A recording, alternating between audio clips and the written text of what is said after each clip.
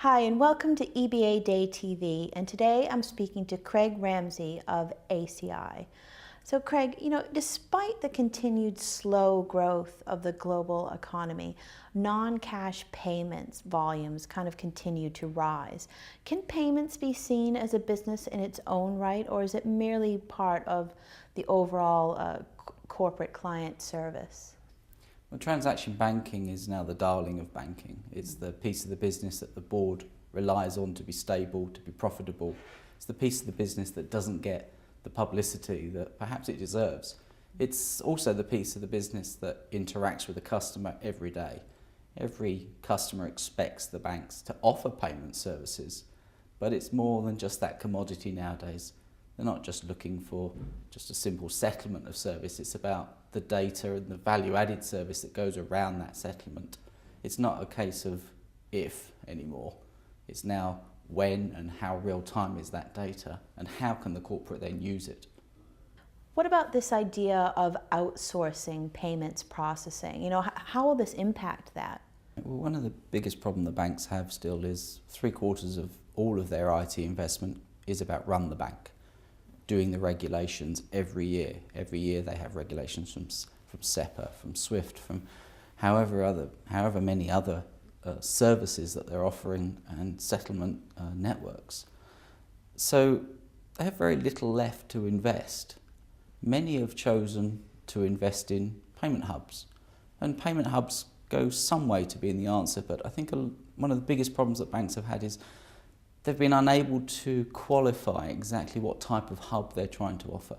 Is it a front-end hub for their corporate customers? Is it a middle office hub? Is it a back office hub? And so many banks just go into it saying, well, we want a payment hub, without a clear understanding of really what they're trying to achieve. Many have used SEPA as that catalyst to moving forward with the hub, but that's an incredibly short-termism. They have to focus on what they do.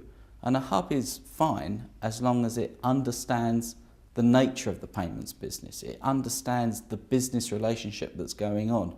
If all it does is move data around the bank and hand the problem off to something else, you're not solving a problem, you're making more problems.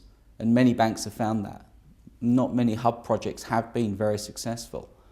We hear all the time of banks going wildly over cost on budgets of their hub projects, some even having to cancel their hub projects because what was promised to them has not been what's been deliverable. They've not been able to deal with the complexities of payments, the complexity of the relationships. If they're going to move forward with a hub project, you better make sure it's one that can do the payments as well.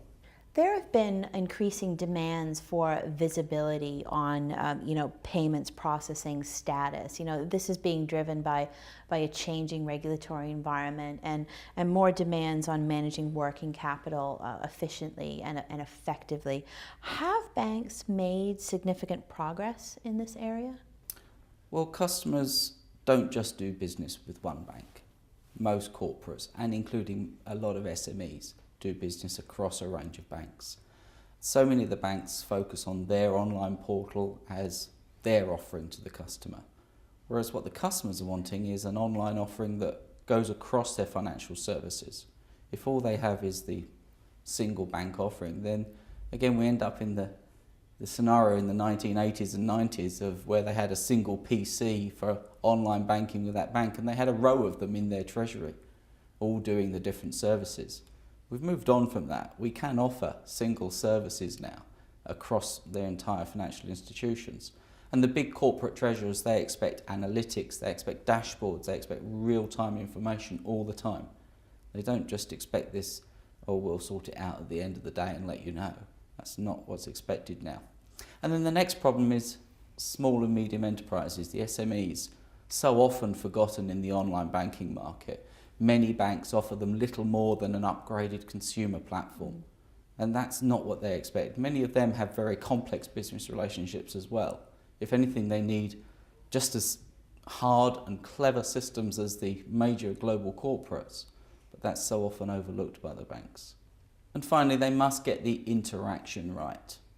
The treasurer is also a human being, believe it or not. They go home, they have their iPads, they have their iPhones, they've got their kids rugging on the Blackberries. They expect to have a similar relationship when they go into work. They want that relationship with the bank. The banks must realise that. They must have a strong mobile strategy. They must have the right technology to use with the corporate customer. And don't forget this, that mobile phone is the brand awareness of the bank, is the interaction with the customer, and it's in that customer's pocket all day long.